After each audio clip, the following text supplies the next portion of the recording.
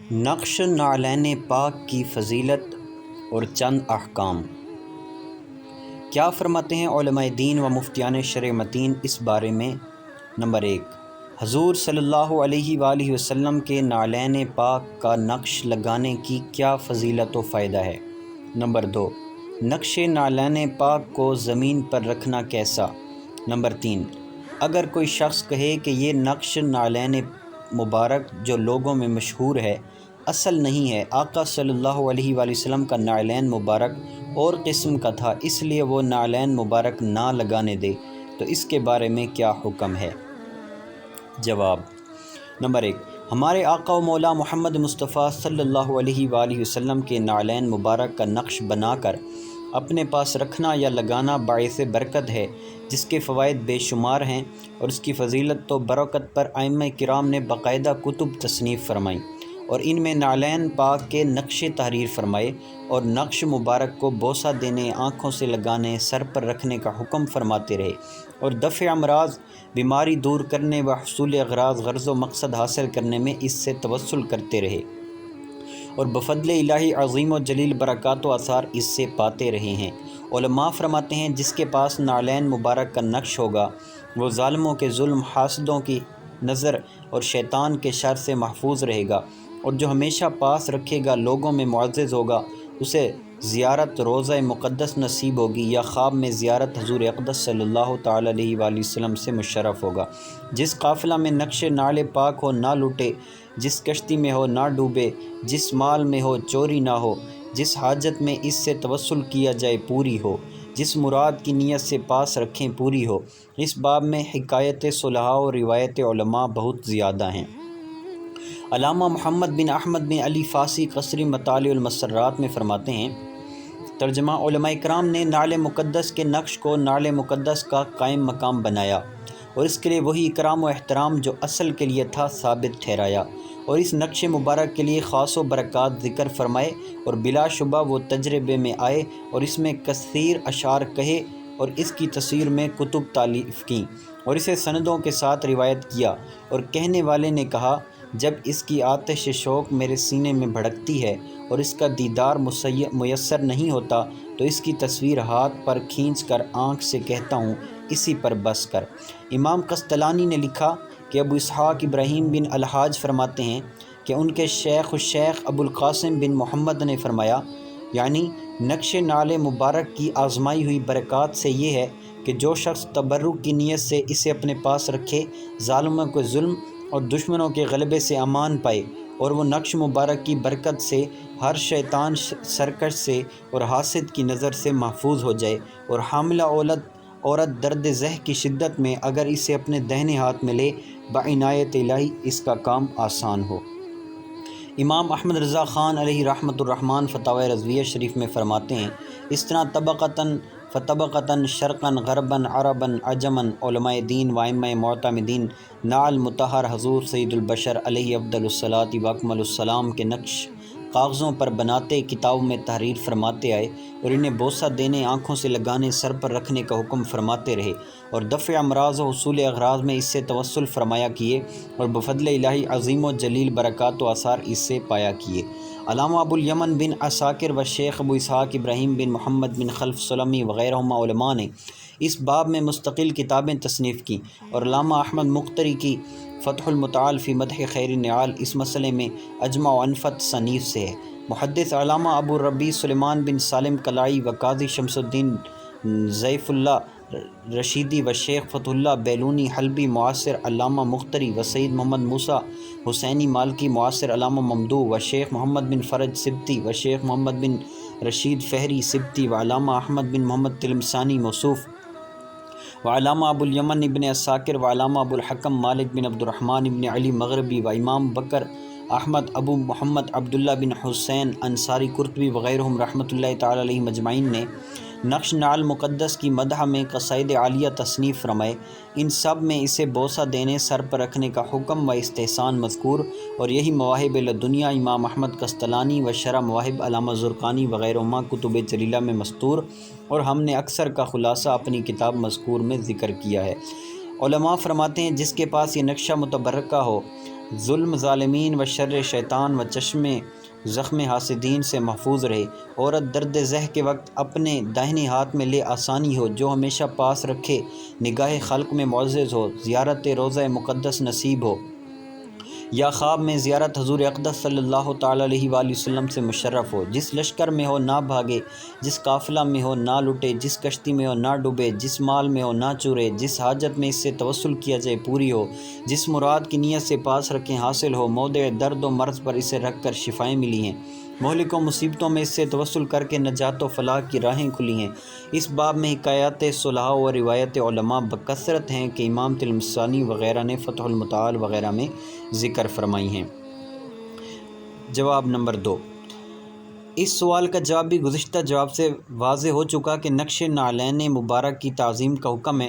اور ہر اس چیز کی تعظیم کا حکم ہے جس کو نبی کریم صلی اللہ علیہ وآلہ وسلم سے کچھ علاقہ ہو، یا جو حضور صلی اللہ علیہ وآلہ وسلم کے نام پاک سے مشہور ہو۔ اور نقش نعلین پاک کی تعظیم بھی حضور اقدس صلی اللہ علیہ وآلہ وسلم کی تعظیم کی وجہ سے ہی ہے، اور نقش مبارک کو زمین پر رکھنا خلاف تعظیم و بے ادبی ہے کہ ہمارے عرف میں اسے بے ادبی سمجھا جاتا ہے، اور امور ادب میں اعتبار عرف کا ہی ہے۔ کوئی عاشق رسول تو کبھی گوارا نہیں کرے گا کہ نعلین مبارک کا نقش پاک، جس کی جگہ سر اور سینہ ہے، زمین پر رکھا جائے۔ فتاوی رضویہ میں ہے، تواتر سے ثابت کہ جس چیز کو کسی طرح حضور اقدس صلی اللہ تعالیٰ علیہ وسلم سے کوئی علاقہ بدن اقدس سے چھونے کا ہوتا، صحابہ و تابعین و ائمہ دین ہمیشہ اس کی تعظیم و حرمت اور اس سے طلب برکت فرماتے آئے، اور دین حق کے معظم اماموں نے تصریح فرمائی ہے کہ اس کے لیے کسی سند کی بھی حاجت نہیں، بلکہ وہ چیز حضور اقدس صلی اللہ تعالیٰ علیہ وآلہ وسلم کے نام پاک سے مشہور ہو، اس کی تعظیم شاعر دین سے ہے۔ شفا شریف و مواہب لدنیا و مدارج شریف وغیرہ میں ہے، یعنی رسول اللہ صلی اللہ تعالیٰ علیہ وآلہ وسلم کی تعظیم میں سے ہے ان تمام اشیاء کی تعظیم جن کو نبی پاک صلی اللہ علیہ وآلہ وسلم سے کچھ علاقہ یعنی تعلق ہو، اور جسے نبی کریم علیہ السلام نے چھوا ہو، یا جو حضور کے نام پاک سے مشہور ہو، یہاں تک کہ برابر ائمہ دین و علماء معتمدین نال اقدس کی شبیہ و مثال کی تعظیم فرماتے رہے، اور اس سے صدہ عجیب مدد پائیں اور اس کے باب میں مستقل کتابیں تصنیف فرمائیں۔ فتاوی رضویہ میں ہے، امور ادب میں قطعاً عرف کا اعتبار۔ امام محقق الاطلاق فتح القدیر میں فرماتے ہیں، تعظیم مقصود ہونے کے وقت اسے عرف پر محمول کیا جائے گا۔ مزید اسی میں ہے، قرآن مجید اگرچہ 10 خلافوں میں ہو، پاخانے میں لے جانا بلا شبہ مسلمانوں کی نگاہ میں شنی اور ان کے عرف میں بے ادبی ٹھہرے گا، اور ادب و توہین کا مدار عرف پر ہے۔ نمبر 3، نبی کریم صلی اللہ تعالیٰ علیہ وآلہ وسلم کی نعلین مبارک کا جو نقش مسلمانوں میں معروف و مشہور ہے، یہ نقش اصل نعلین پاک کے مطابق ہی ہے۔ تبع تابعین کے زمانے سے ہر دور کے علماء اس کے نقشے لیتے رہے، اپنی کتابوں میں چھاپتے رہے اور اس کی برکات بیان کرتے رہے ہیں، جس سے امت میں نقش نعلین پاک کی شہرت ہو گئی، اور کسی شے کا نبی کریم علیہ الصلوۃ والسلام کے نام سے عوام و خواص میں مشہور ہو جانا ہی اس کی تعظیم و ادب کے لیے کافی ہے۔ اس کے لیے علم یقینی یا سند محدثانہ کی اصلاً حاجت نہیں ہوتی۔ لہذا اس شخص کا یہ دعویٰ کہ یہ نقش اصل نہیں ہے باطل ہے، کہ دعویٰ بلا دلیل ہے، اور اس کا اپنے باطل خیال کو پیش کر کے لوگوں کو نقش نعلین پاک کی تعظیم و ادب سے روکنا اس کی بد نصیبی اور سخت محرومی ہے۔ امام اہل سنت شاہ امام احمد رضا خان علیہ رحمۃ الرحمن فتاوی رضویہ شریف میں فرماتے ہیں، ایسی جگہ ثبوت یقینی یا سند محدثانہ کی اصلاً حاجت نہیں، اس کی تحقیق و تنقیح کے پیچھے پڑنا اور بغیر اس کے تعظیم و تبرک سے باز رہنا سخت محرومی کم نصیبی ہے۔ احمد دین نے صرف حضور اقدس صلی اللہ علیہ وآلہ وسلم کے نام سے اس شے کا معروف ہونا کافی سمجھا ہے۔ مزید فتاوی رضویہ میں ہے، دین حق کے معظم اماموں نے تصریح فرمائی ہے کہ اس کے لیے کسی سند کی بھی حاجت نہیں، بلکہ وہ چیز حضور اقدس صلی اللہ علیہ وآلہ وسلم کے نام پاک سے مشہور ہو، اس کی تعظیم شاعر دین سے ہے۔ معلوم ہوا کہ حضور صلی اللہ علیہ وآلہ وسلم کے نام پاک سے کسی شے کا مشہور ہو جانا ہی تعظیم و ادب کے لیے کافی ہے، سند کی اصلاً حاجت نہیں۔ لیکن پھر بھی ائمہ نے احادیث کی طرح نقش نعل پاک کی باہتمام تام روایتیں کی ہیں۔ چنانچہ فتاوی رضویہ میں ہے، اب ہم بنظر اختصار ان باقی ائمہ و اعلام کے بعض گرامی نام شمار کرنے پر اختصار کریں جنہوں نے نقشہ مبارکہ بنا کر اپنے تلامذہ کو یعنی شاگردوں کو عطا فرمایا۔ اس سے تبرک کیا، اس کی مدحیں لکھی، اس سے فیض و برکت حاصل کرنے، اسے سر آنکھوں پر رکھنے، بوسہ دینے کی ترغیبیں کی۔ احادیث کی طرح باہتمام تام اس کی روایتیں فرمائیں، جسے تفصیل دیکھنی ہو فتح المتعال وغیرہ کی طرف رجوع لائے، وباللہ التوفیق۔ امام اجل ابو اویس عبداللہ بن اویس ابو الفضل بن مالک بن ابو عامر اصبحی مدنی کے اکابر علماء مدینہ طیبہ و ائمہ محدثین و رجال صحیح مسلم و سنن ابو داؤد و ترمذی اور نسائی و ابن ماجہ اور تبع تابعین کے طبقہ اعلیٰ سے ہیں۔ امام مالک رضی اللہ عنہ کے بہنوئی اور بھتیجے یعنی ان کے حقیقی چچا زاد بھائی کے بیٹے ہیں۔ 167 ہجری میں انتقال فرمایا۔ انہوں نے خود اپنے واسطے امام مالک وغیرہ اکابر تابعین و تبع تابعین کے زمانے میں نال اقدس نبی صلی اللہ علیہ وآلہ وسلم کی مثال بنوا کر اپنے پاس رکھی اور قرنن فقرن اس مثال کے نقشے ہر طبقے کے علماء لیتے رہے۔ نمبر 27، ان کے صاحبزادے امام مالک کے بھانجے اسماعیل بن ابو اویس کے امام بخاری و امام مسلم کے استاذ اور رجال صحیحین و تبع تابعین کے طبقہ اعلیٰ سے ہیں، اور امام شافعی و امام احمد رضی اللہ عنہ کے معاصر 226 ہجری میں وفات پائی۔ 28، ان کے شاگرد ابو یحییٰ بن ابو میسرہ 29، ان کے تلمیذ ابو محمد ابراہیم بن سہل سبتی 30، ان کے شاگرد ابو سعید عبد الرحمن بن محمد بن عبداللہ مکی نمبر 31، ان کے تلمیذ محمد بن جعفر تمیمی 32، ان کے تلمیذ محمد بن حسین فارسی 33، ان کے شاگرد شیخ ابو زکریا عبد الرحیم بن احمد بن نصر بن اسحاق بخاری 34، ان کے تلمیذ شیخ فقی ابو القاسم حلی بن عبد السلام بن حسن رمیلی نمبر 5، ان کے شاگرد شیخ ایاز 35، نمبر 36، دوسرے تلمیذ اجل امام اکمل حافظ الحدیث قاضی بکر بن العربی اشبیلی اندلسی نمبر 37، ان دونوں کے شاگرد امام ابن العربی کے صاحبزادے فقیہ ابو زید عبد الرحمن بن محمد بن عبداللہ 38، ان کے تلمیذ ابن لہیہ 39، ان کے شاگرد شیخ ابن البرتونسی نمبر 40، ان کے تلمیذ شیخ ابن فہد مکی 41، امام اجل ابن العربی ممدوح کے دوسرے شاگرد ابو القاسم خلف بن بشکوال 42، ان کے تلمیذ ابو جعفر احمد بن علی اوسی جن کے شاگرد ابو القاسم بن محمد، اور ان کے تلمیذ ابو اسحاق